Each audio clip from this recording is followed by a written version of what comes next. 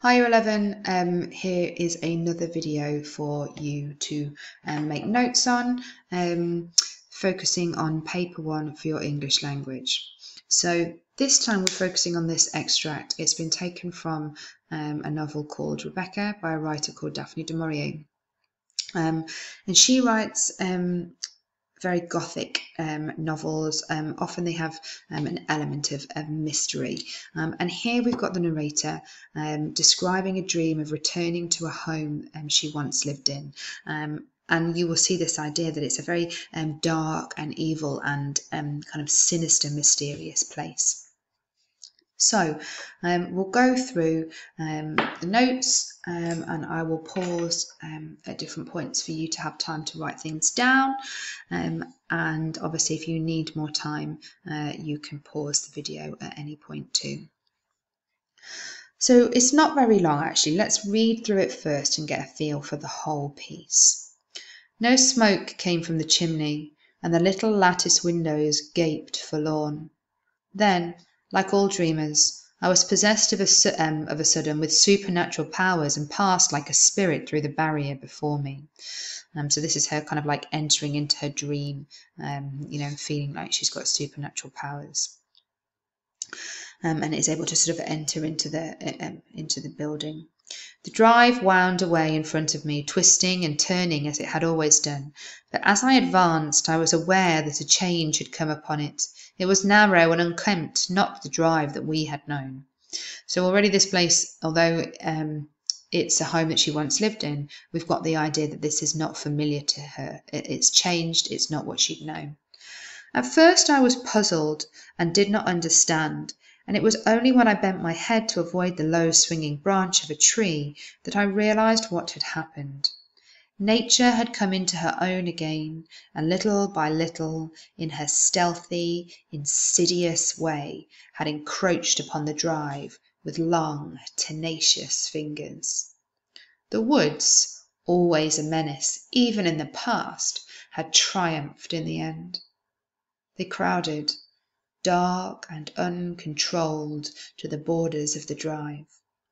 The beeches with white naked limbs. Beeches are a type of tree. They have kind of silvery branches and silvery trunk.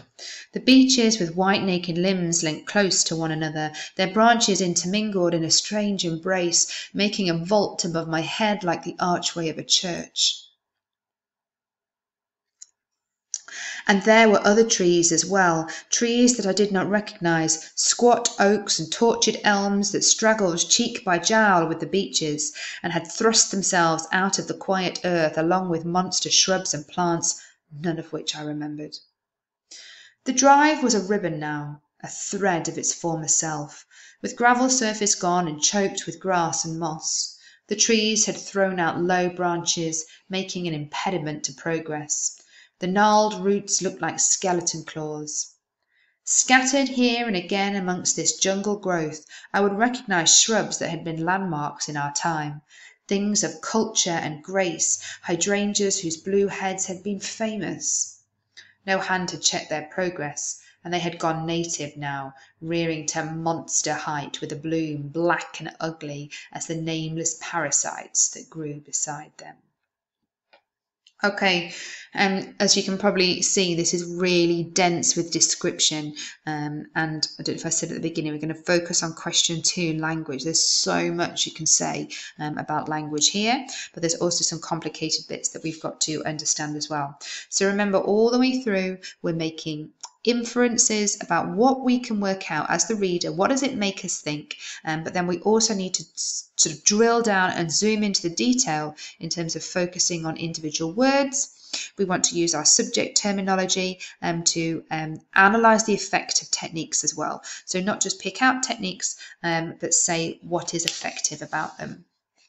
So let's start here at the beginning. Straight away, it starts off with no smoke came from the chimney. So we know straight away that this building is empty. All right, so you may want to highlight that phrase and note down that it is empty. And then it tells us in the rest of the sentence that the little lattice windows gaped forlorn. Lattice windows, I've done you a little diagram there, are sort of windows that have that kind of crisscross pattern on them. And the windows gaped. If something gapes, it means that it is open. Okay, and then you want to note what kind of word this is. So we can also note that this is a verb. If you weren't sure about that word before, you can suggest that it means that it's open. So we've got this sense that the place is abandoned. And this verb and this phrase here is helping to suggest that. The window is also described as gaping forlorn in a forlorn fashion. Forlorn, if you're looking forlorn or you're feeling forlorn, it means that you are lonely or sad. So we've got this personification. Remember, the window cannot be sad. It is an inanimate object. So they're personifying the windows to suggest that they are lonely and sad. So we can think about the effect here. We can almost feel the narrator's disappointment.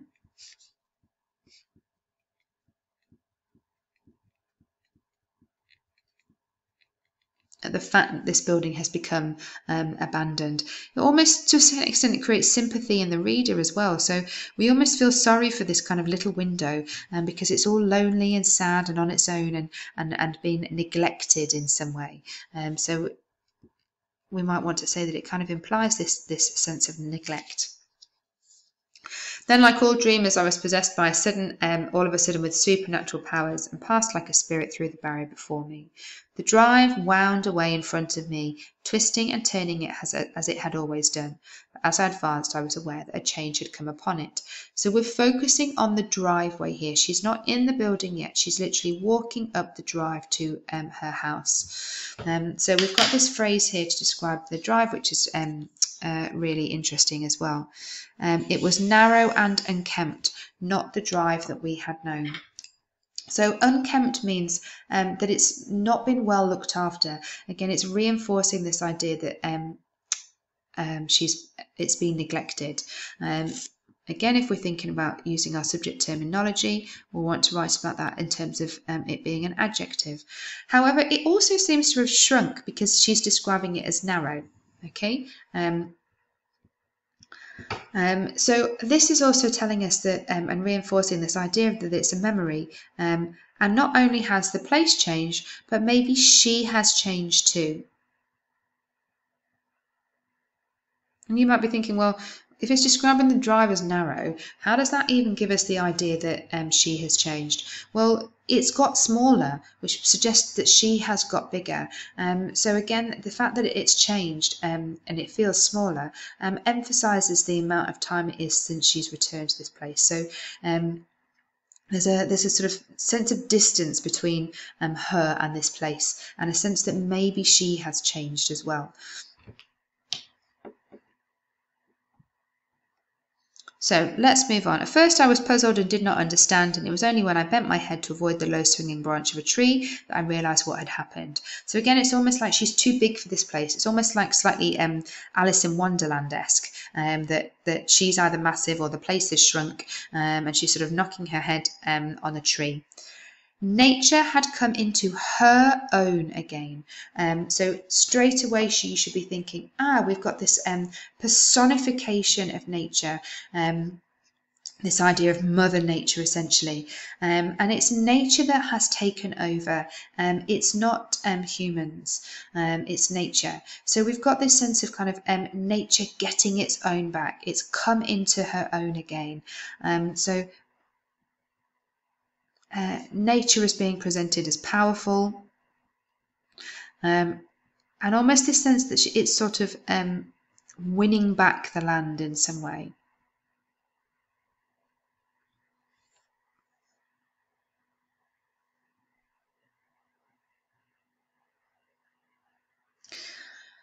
But this personification is extended. So just like you might have an extended metaphor, you've got extended personification. Nature had come into her own again, and little by little, in her stealthy, insidious way, had encroached upon the drive with long, tenacious fingers. So there's so much we can say here about the way that nature is being presented. The fact that she does it little by little suggests that she's doing surreptitiously. She's doing it in a sneaky way so that she doesn't get caught. So that's a nice word for you to use, surreptitious. S-U-R-R-E-P, surrepti. Oh, I've lost my own spelling of surreptitious. Surreptitious, I-O-U-S. And then we've got this these two adjectives here. Nature is described as stealthy. Well, stealthy kind of is implying that nature is being sly, links with this kind of phrase little by little. Insidious really means exactly the same thing. So she's sort of doing it secretively and sneakily here. And nature then encroaches. If you encroach on someone, you sneak up on them. But if you might say, oh, you know, you're encroaching in my personal space, really what you mean is that they're intruding. It's got negative connotations here. It's this idea that someone is not really wanted, but they've taken over.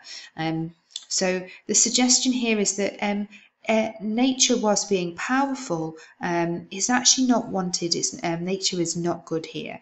And again, this is carried on here where it says, the way she had nature had encroached upon the drive with long, tenacious fingers. So again, we've still got this kind of personification of nature going on in terms of, I almost imagine her like some kind of witch here with long fingernails kind of sneaking up and not letting go, you know, like a kind of wicked witch holding onto Hansel and Gretel kind of fairy tale style.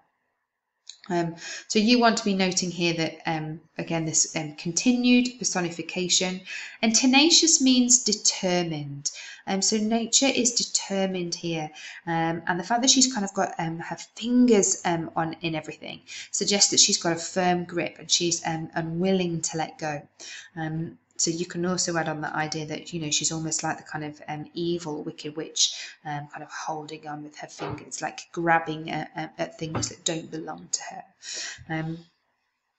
So you might want to pause the video there and make those notes. Then we move from nature to focusing on the woods, and the woods are described as a menace. Menace means evil. Something can be menacing, it means it's evil. But the woods have now triumphed. So again, this is an interesting word here. And again, just like we had with nature, we've got this sense of a battle. Where nature before had sort of succeeded in taking over, she'd come into her own again. The woods are also triumphing. So we've got this idea of nature triumphing over humanity. It's almost like there's a battle here between nature and humans. This place has almost become a war ground. And again, if we're thinking about trying to get as much subject terminology in here, triumphed is a verb because it's telling us what they did. They triumphed, they were successful. And now we still get more details about the trees. They crowded, dark and uncontrolled. So here, I've made these notes go to here. These adjectives are suggesting that the trees are dangerous in some way. They're threatening and they're unpredictable. They're not controlled by anyone. There's no gardener here anymore. And the kind of connotations of dark, having this idea of kind of sinister, and crowding, suggesting that there's too many, again reinforcing this idea that they're taking over.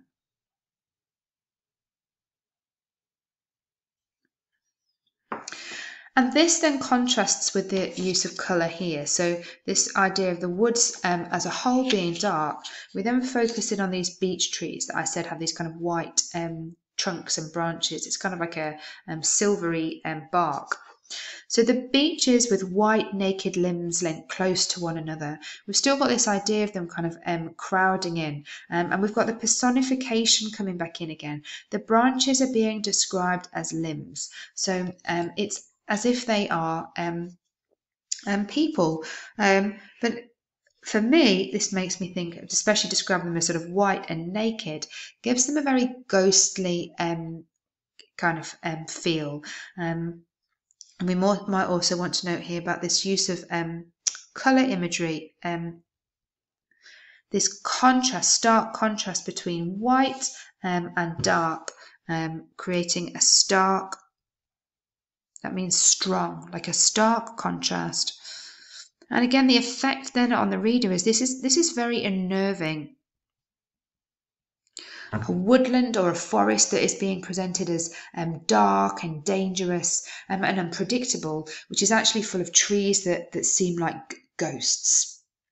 And the fact that they're being described as lent close to one another has this kind of implication, this idea of secrecy. Again, this links to the idea of them, the sort of personification of them. I imagine that it's almost like they're kind of whispering secrets to each other, almost like the wind sort of going through their branches. So again, we've got this kind of sense of them and us. So let's note that down as well. The trees almost seem like a gang, and that they're kind of ganging up on the narrator.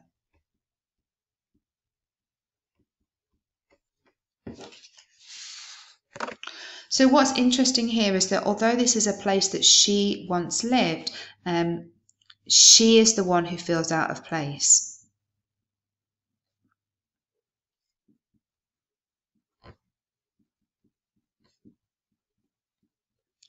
She is the one who is made to feel like she shouldn't be there, even though she's telling us that you know, all of this nature wasn't there before. It's not how it should be.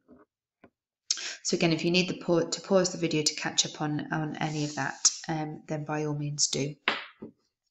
So let's highlight that phrase there as well, linked close to one another. Still sticking with this idea of the beech trees, their branches are intermingled in a strange embrace. And again, this personification persists all the way through. They're embracing, so that's almost like they are hugging in some way, that means. And the idea of them being intermingled suggests that they are kind of tangled up together, which again gives this image of this place, really focusing on the kind of visual imagery here, really helping us to picture it, and that they're all tangled up, and there's a real sense of disorder, and maybe even chaos. It seems very chaotic. She can't make sense of the place, and these trees are making a vault over her head. So to me, this helps me sort of almost, well, she says, like the archway of a church. So this simile here, we know it's a simile because it uses the word like, creates a very claustrophobic feeling. She's surrounded by these trees. She's feeling claustrophobic, she's feeling enclosed, and she's feeling surrounded. So let's also note, so that we've got all our subject terminology to refer to, that this is a simile that she's talking about. So coupled with what we've already been told, that this idea of the ghosts and then sort of being all tangled together in this kind of sense of chaos, creates this sense that she can't escape. Maybe like the narrator almost even seems trapped. And look at how when I'm talking about this text, I'm saying maybe it means this, perhaps it means this, perhaps the writer is trying to do that. And that's what you need to do for those high grades. You don't have to say it definitely means this. Who knows what it means, unless we ask Daphne du Maurier herself, which we can't do. And actually, that's not the point of this. But you can kind of present tentative ideas about what you think might be happening here. So then we move on from the beech trees, and we've got this bit here. And there were other trees as well, trees that I did not recognise. Squat oaks, Squat oaks and tortured elms that straggled cheek by jowl with the beeches and had thrust themselves out of the quiet earth, along with monster shrubs and plants, none of which I remembered. So there's quite a lot of words to pick up on here. The elms, these are a type of tree, are tortured. I'm running out of space, but there's plenty you could say here about the kind of connotations of pain or of wrongdoing happening. They're kind of straggled, and they have thrust themselves out of the quiet earth. And this is a very violent verb here that's suggesting their power. They've not just grown. They've not sprung out of the earth, they've thrust themselves. So there's a real sense to the forcefulness of nature here. And again, the sense of nature taking over, encroaching and being somewhere where it's unwanted. The shrubs are also referred to as monster, and we'll pick that up again here where we've got this monster here. So these monster shrubs and plants, none of which she remembered. Monster, this idea of them as a monstrosity, suggesting that they're ugly, suggesting that they're not wanted, maybe suggesting that they're huge, this kind of size, that they're kind of really taking over. So having focused on the tree, she then goes back to focusing on the drive.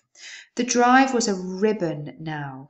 So this is a metaphor, isn't it? The drive is not actually a ribbon that you're going to put around a present. She's really just trying to imply this idea that the drive is maybe thin, maybe it's insubstantial, and in that sense then maybe it's lost to nature. So label it either up here or down with your notes, that this is a metaphor. And again, this is telling us a lot about the force of nature here, that it's kind of taken over, even something that was, really solid. And this metaphor is extended with the idea of it being a thread of its former self. So just the thread of a ribbon. With the gravel surface gone and choked with grass and moss. So now the metaphor of the drive, it's no longer a metaphor. The drive has actually been choked as if it is a person. So again, we've got this personification here, suggesting that nature has actually strangled and killed the drive. So again, we're seeing nature as evil here, a force that doesn't do good, it does bad. The trees had thrown out low branches. So again, the trees before were thrusting themselves. Now they're throwing themselves around. So here again, we've got this sense of them as being wild and kind of out of control in some way. And these branches are making an impediment to progress. Impediment means obstruction, so she can't even get through. The gnarled roots looked like skeleton claws, and this idea of skeleton claws links back to the kind of ghostly trees earlier.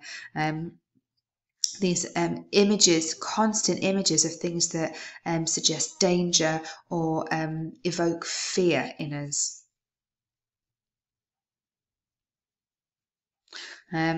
So normally when we would look in the ground, we would find skeletons and we would find bones, and actually the roots themselves are like human remains underground.